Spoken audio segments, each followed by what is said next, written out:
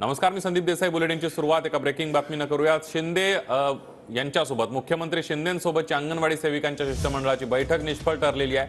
अंगणवाडी सेविकांचा आझाद मैदानातील संप आता सुरूच राहणार आहे. मानधनामध्ये भरीव तरतूद झाल्याशिवाय संप मागे घेणार नसल्याची भूमिका अंगणवाडी सेविकांच्या शिष्टमंडळाने घेतलेली आहे. जी चर्चा आहे निष्फळ ठरलेली आहे. जो महत्त्वाचा मुद्दा मानधनवाढीचा होता त्यांनी त्यावर काही भाष्य केलेलं नाही आणि त्यामुळं मी एवढं सांगू इच्छितो की मी या ठिकाणी जो महाराष्ट्रात संप सुरू आहे, आज 31वा दिवस आहे, तो संप पुढे चालू राहणार. 2-3 अत्यंत महत्त्वाच्या गोष्टी त्या ठिकाणी आम्ही क्लिअर केलेल्या आहेत.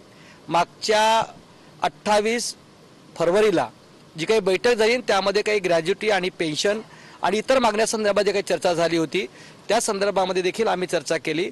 मागच्या वेळेस कशी बशी तरी ते 1,500ची वाढ अंगणवाडी कर्मचाऱ्यांनी पचवली, परंतु त्यांची अपेक्षा जास्त होती आणि ती अपेक्षा सरकारने पूर्ण केली नाही.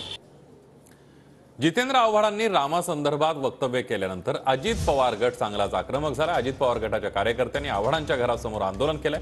यानंतर जितेंद्र आव्हाडांच्या समर्थकांनी आंदोलनस्थळी शुद्धीकरण केलेलं आहे.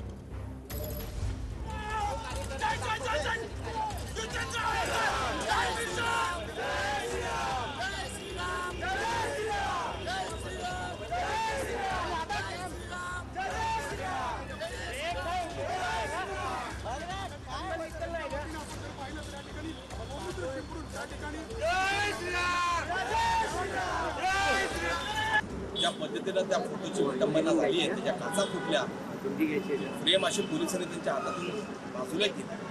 अरे याच्यावर तरी राजकारण करू नका, मला दुसरे पर्याय नाहीत का? या अशा पद्धतीने म्हणजे साहेब तिकडे शिर्डीमध्ये, आमचे कार्यकर्ते तिकडे शिर्डीमध्ये, साहेब नसतानाच तुम्हाला हे आंदोलन बरं सुचतं?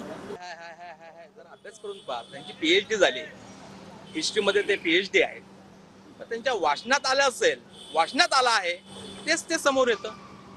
त्याच्या व्यतिरिक्त ते काय बोलत नाहीत.